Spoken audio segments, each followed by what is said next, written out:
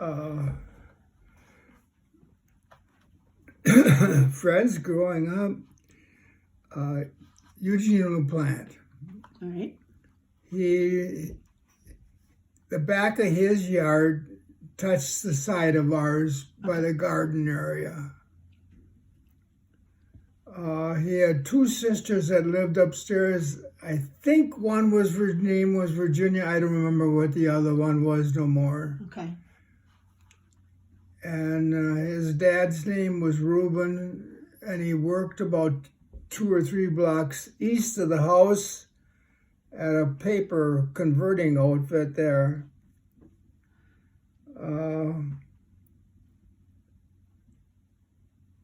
His mother, do we have to bring her up? No, you already talked about his mother. Yeah, So she was a dandy.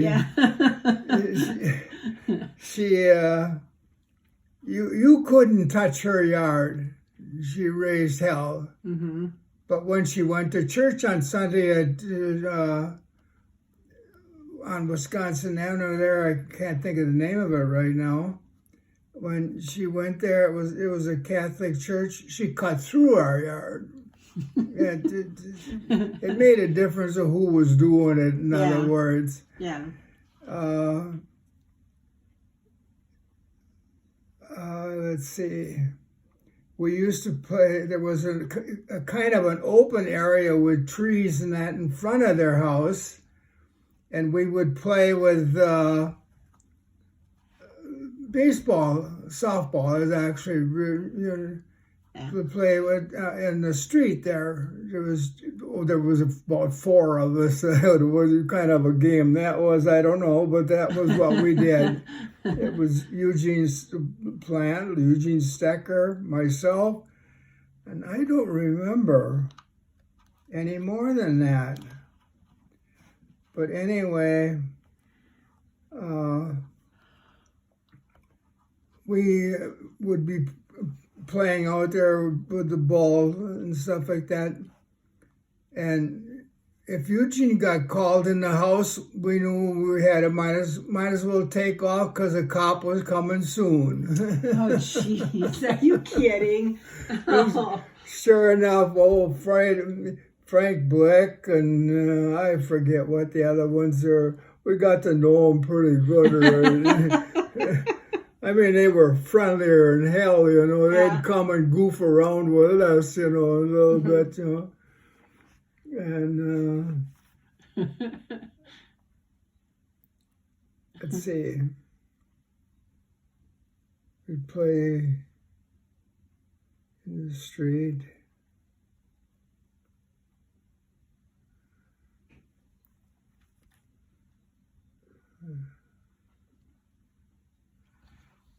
There wasn't really a hell of a lot to do.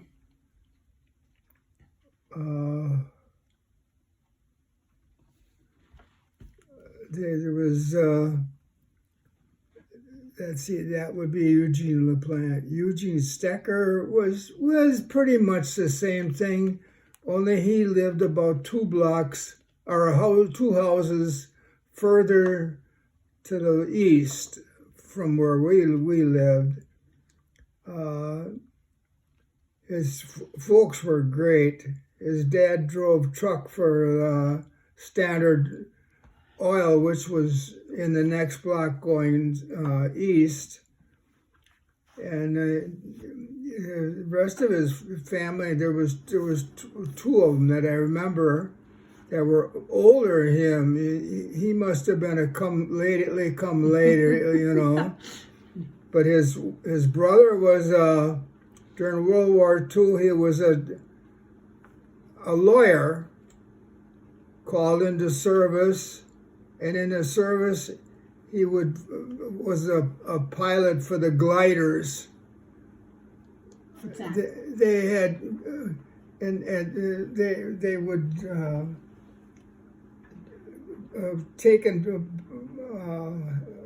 I think there was 4 or 6 in a glider, probably 4. And they would take it up with another airplane. and then they release it, and they would glide in and stuff where they get behind the lines with no sound coming or stuff like that. Oh, wow. That's the way that worked.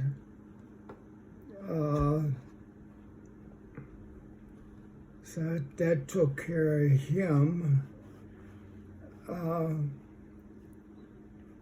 There was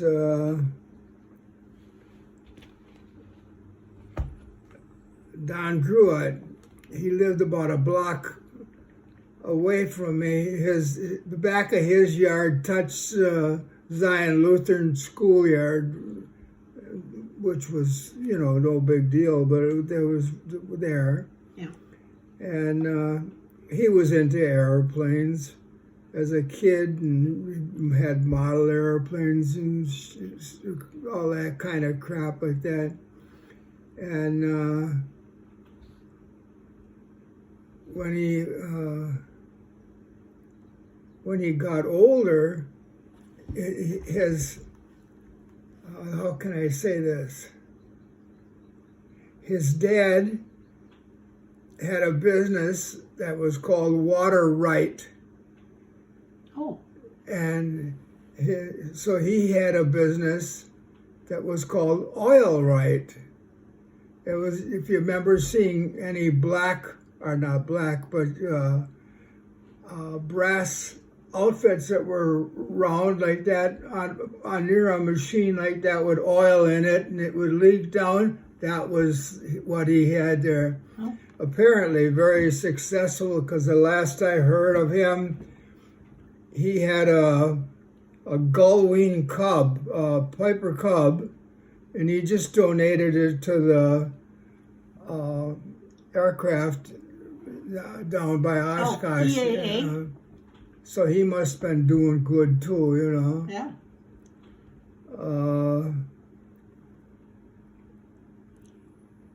I got Don Sigler here. That was a cousin of Bet's. What did you do with him? When we chased around a lot, hit the bars and the dance halls and stuff like that. And then I got married and he got married, and that was kind of the end of it right there. It went separate ways. Oh. There was one other one. I cannot remember his first name. It was either Vernon or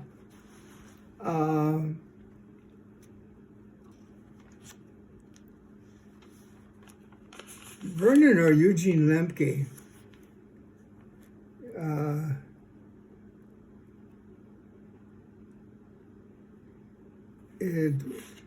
We went to school together at St. Paul, so we'd kind of walk together down to school and stuff like that. It was a good friend, even though he was farther up the financial scale than I was. It was like we were buddy. It didn't make any difference. He died young. Oh, yeah. He, of all things, now this is from memory. Yeah. He left at St. Paul. There was an exit from the parking lot right behind the church that went down to the road, and then it went either way on whatever Franklin? street that is. I can't remember. Anyway, Franklin. his sister wanted him to take something to a dry cleaner.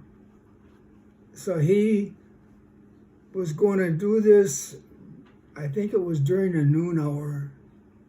It's a long time ago now. But he pulled out into this road between the church and that, like that, and a car came along, hit him, and killed him. Oh, no. And What so grade? that was, What grade? How old was he? huh? How old was he? He would have been about my same age. Were you in grade school? Huh? Grade school?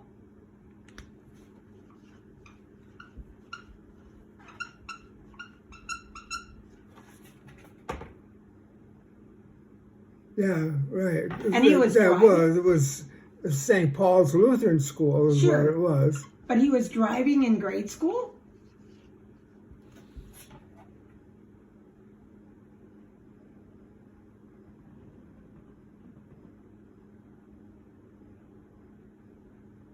It was grade school, yeah.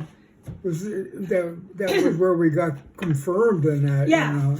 But I'm surprised he was driving at grade school. Huh? I'm Sorry about That's this. okay.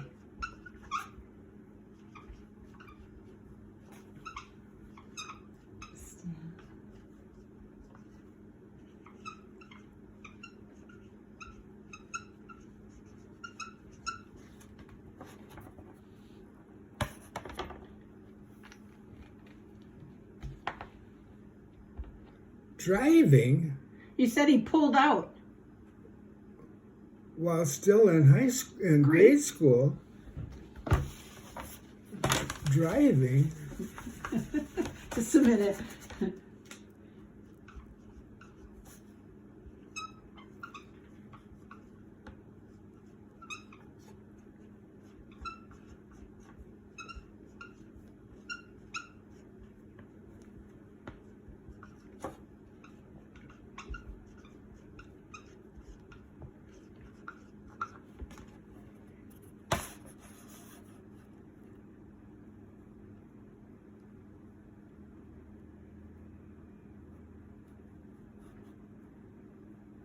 Yeah, you know. Here's the Was here's he on the, a here's the bike? back of the church. Yeah. The school is over here. There was a ramp, or what do you want to call it, Yeah. where you could get into the. See what it was. The schoolyard was all parking lot when things were going on at church or something Sure. like that. Sure. Yeah. Oh, he was on a bike. Yeah, he Oh, had okay. this, what he's doing for his sister, and he went down the ramp like that and pulled out into the road, and bang, he was killed right Oh, there. that's awful. I cannot remember if his name was Vernon or Eugene. I think it was Eugene. A lot of Eugenes. I know of Vernon too, so it might be confusing me. Oh, yeah. Anyway, and then there was Burton Tussler. That house they lived in, there was people go in and out. So that house was being rented out. Mm-hmm. Well, it was empty, and Tusslers moved in. There was Sherry, Don, I think it was Don,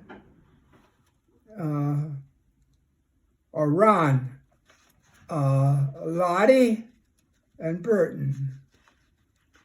They must have lived there until they got established in Appleton. I don't know where they came from, but they had took over or started, I don't even know that, the Pontiac dealership in Appleton on Wisconsin Avenue. Uh-huh. That's right. And I think they must have lived there until they found a house to buy, and that was them, and then they were gone, you know. Yeah.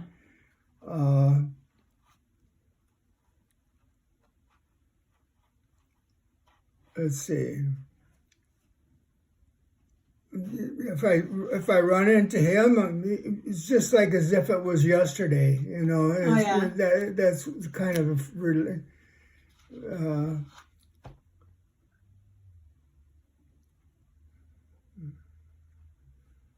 Let's see. Can you see?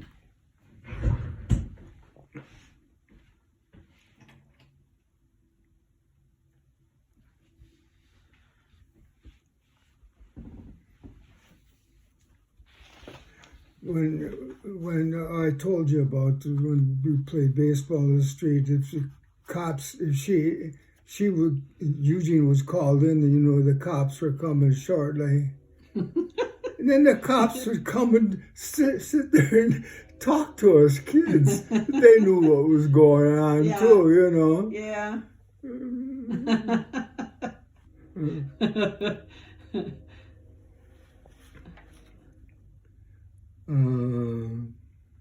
Can't.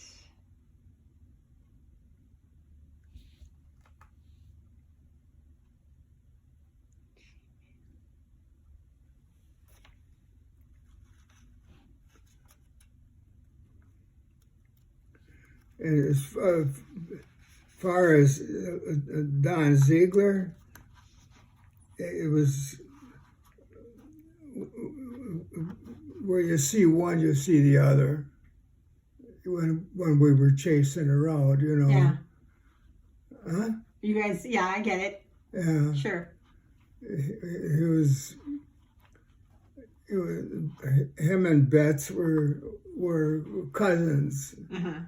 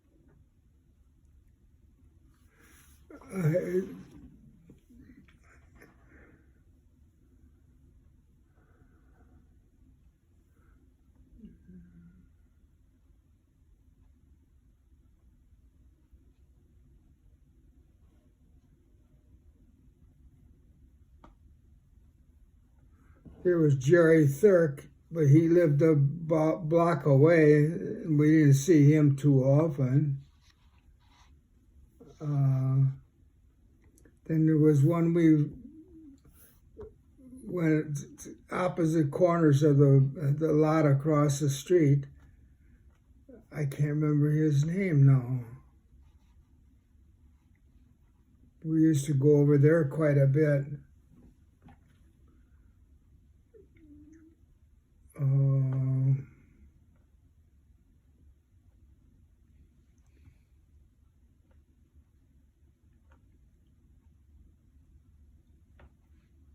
There was nothing east of us, nothing south. It was all older people as you went towards the railroad tracks. Going west, we kind of covered that. Oh, the Smiths, but they were there only a short, well, I don't know, maybe a long, but they weren't friends of ours for very long. Then they moved away. Oh. Mm-hmm. Across the street was Breakers. Those kids were all older. The only one that was our age was Adris. That was her sister. That's the one that took the money out of church. Ooh, I didn't know about that. I didn't tell you that? No. Her ma gave her a quarter to put in the church. Well, I'll go step me back. Okay. She, somehow or the other, she took my sister and I to Zion Lutheran Church to go to church. Her mother gave her a quarter to put in the collection. She put the quarter in and took a dime out because it was 9 cents to get in the movie.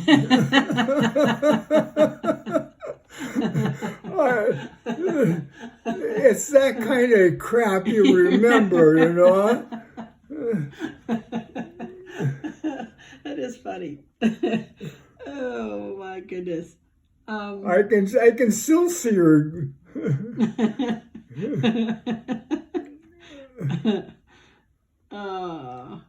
Somewhere in here I have questions that I'm supposed to ask you, and I can't find it in this.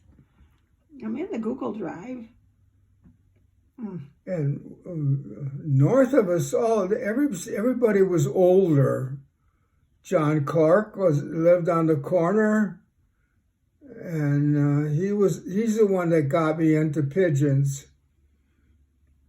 because he had them. He was racing them and like that. And I basically what I did when they'd get too old to race, I would get them. You know. Oh.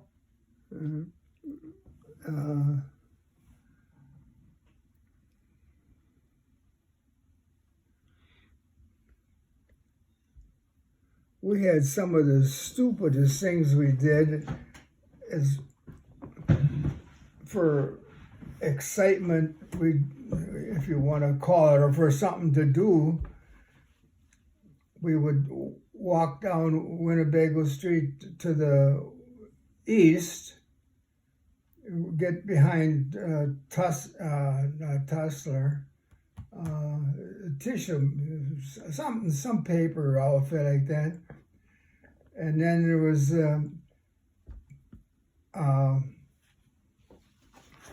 it was called Fox's Woods. At least that's what we named it, and we'd go in there, and in the winter time we'd take our skis and go in there and ski from the backyards of the houses down through the ditch and climb back up. That's something crazy. But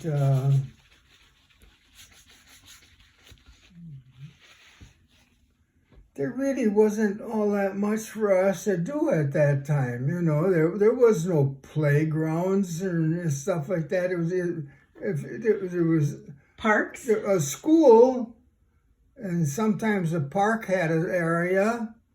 Like City Park didn't have anything, but if you went to Herb Park, there was baseball, and you know it was a lot much larger. You know.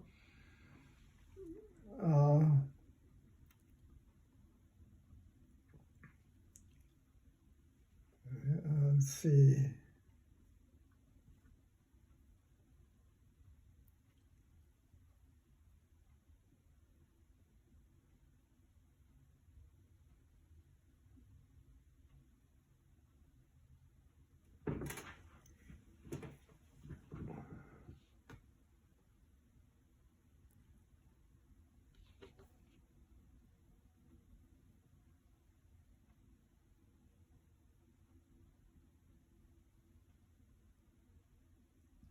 Oh, did I ever tell you about playing kick the can? I don't think so. Well, on the corner, near Winnebago Street and Durkee Street, they at that time they had just a big light bulb that hung in the middle of the intersection. That's all the light you had. Yeah. And we lived the second house to the north, and it was kids that lived around that is what it amounted to. And what was I going to tell you? Kick the can. Oh, the parents would sit on the porches and watch the older kids play kick the can. And what they did was there was a can would be put in the middle, no big deal. They would put it in the middle of the intersection, and one team would try to keep the other one from kicking the can. I mean, things were, you know, this is right after the war, no, not the war, right after, well, anyway, the little kids, they was let us play after they got done, you know. Yeah. We'd go out and make fools of ourselves is what it amounted to. And little by little, they got called into service. Oh, So then we were kicked the can, you know, like that. Oh man, it. Let's see.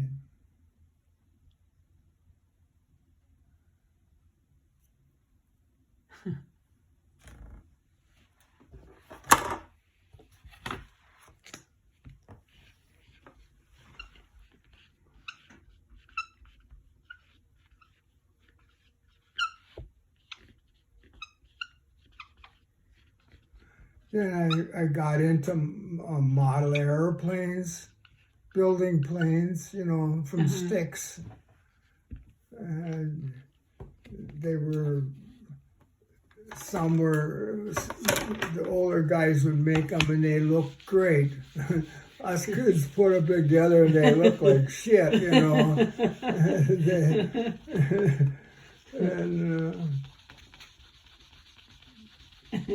I remember one time, Bud and I, we in the back of the house, there was a stairway that went up to the second house. Up to the people that lived upstairs. yeah. Took an airplane up there. We lit it on fire and threw it. Well, that's safe. Not even, never even gave it a thought what might happen, you know. Just, it was something to do, we did it.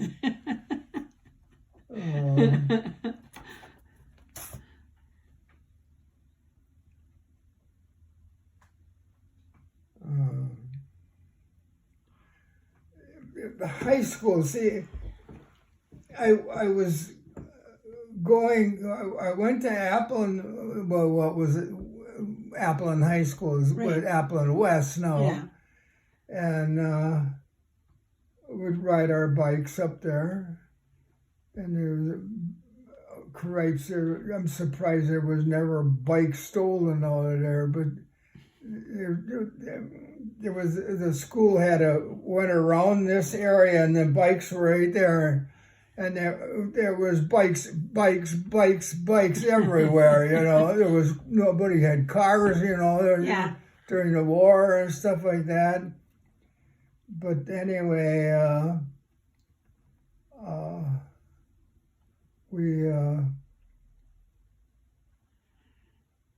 let's see.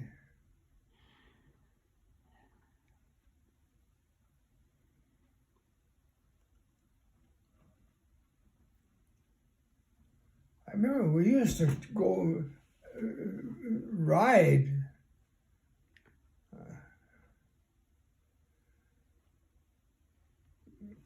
I remember, I think I told you about Betty Grieper, Betty Salm, and Gladys Salmbrook.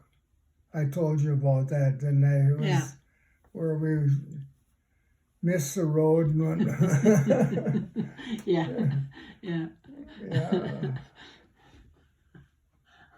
Yeah, we must have made at least 10, 12 miles that day. That's crazy.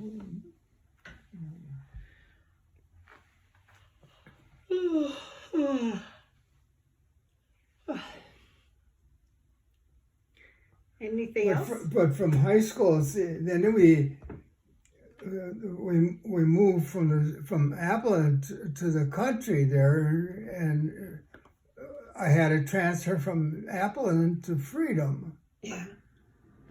And that was, at Appleton, you basically didn't know anybody.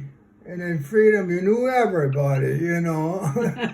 It was freshman, sophomore, junior, and senior, you know, all in the same one school. And there was only 98 kids in the school. Oh, wow. It was, from a kid's point of view, was a lot better than going to Appleton. Oh, yeah? I mean, How so?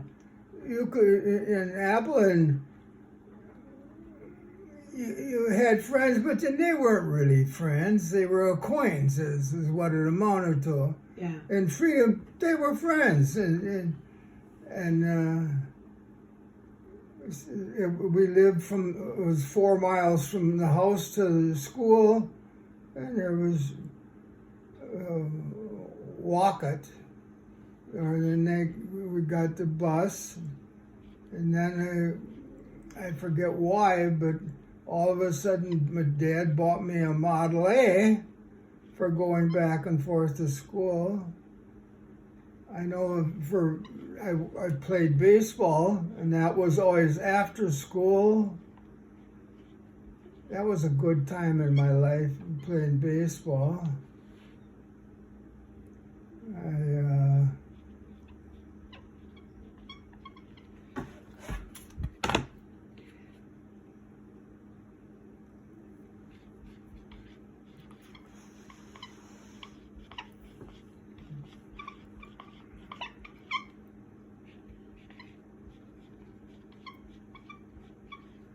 The problem at Freedom, is they congregated in one place, but when it was out of school, it was, there was nobody close by. They were all 5-6 miles away from you, Yeah.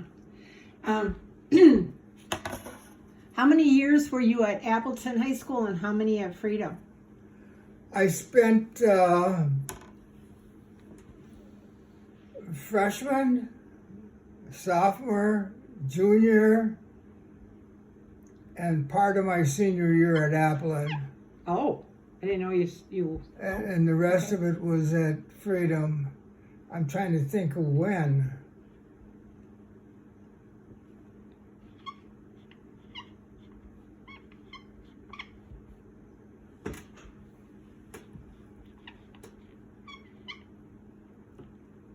It had to be in the winter time or late fall that we went to Freedom, because it was in the spring we practiced baseball in the gym, and then we eventually went outside. So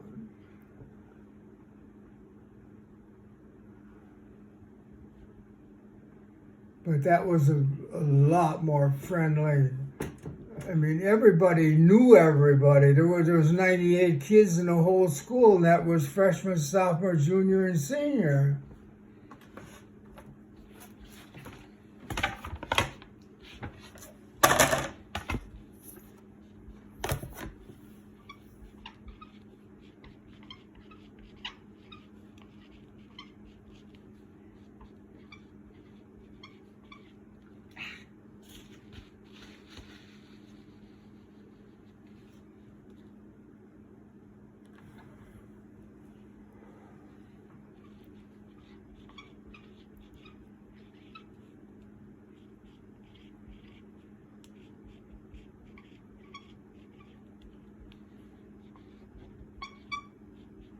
Oh, another thing I forgot, at Apple Creek, there was a tavern across the street from the tavern, and there's Stammers?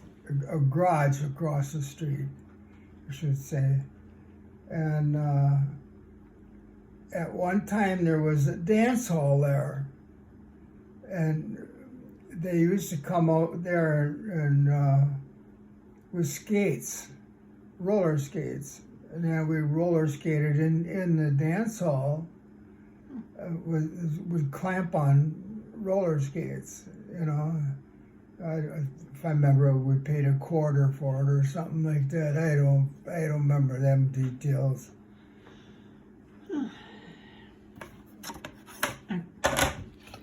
Were there any teachers that you had that you liked or disliked?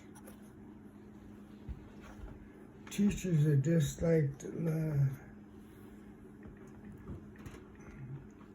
At Freedom, everybody was neat.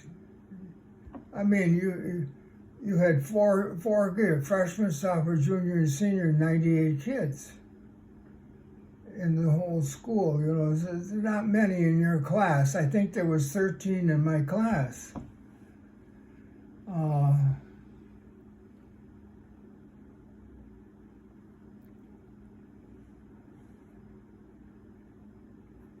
In grade school, there was Mrs. Schmidt. She was, from a student point of view, she was the best teacher you could have because you learned stuff. But from a different point of view, She crabby?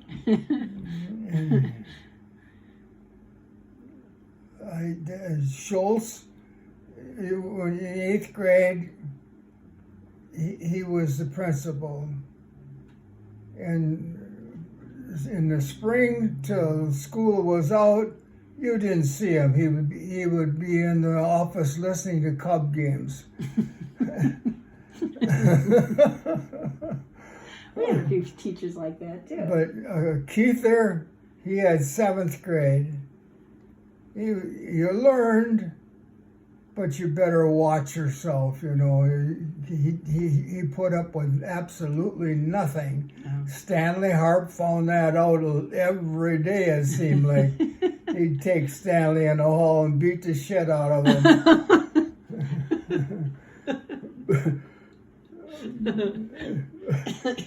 but Stanley never learned.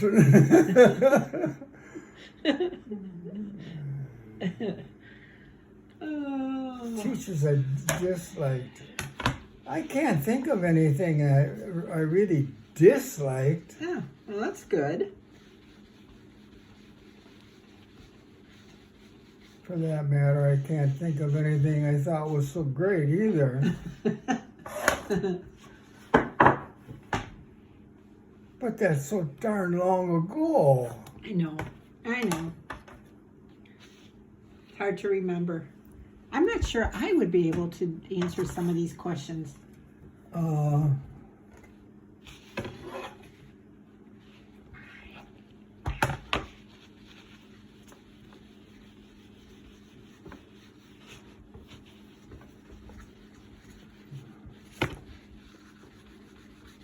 At Freedom High School, you stuck together. I mean, that's the only way I can put it. You know,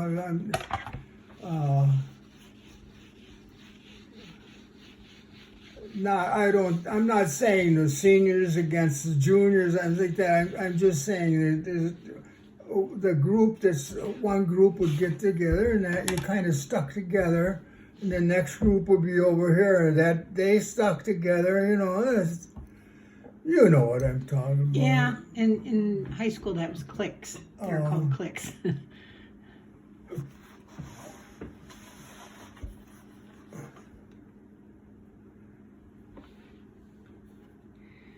Okay. Well. Did I told you about Tussler, right? Yeah. I tell you about Lemke. Yeah.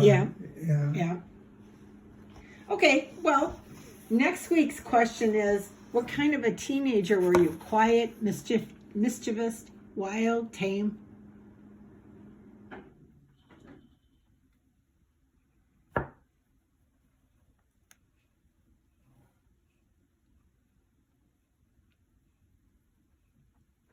I would have to say I was quiet.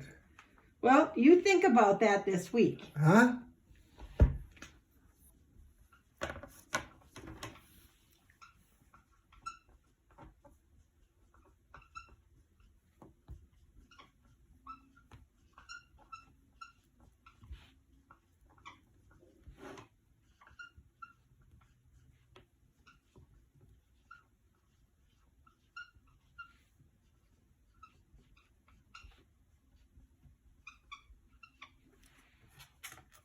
Just think about all that this week, and we'll talk about it next week.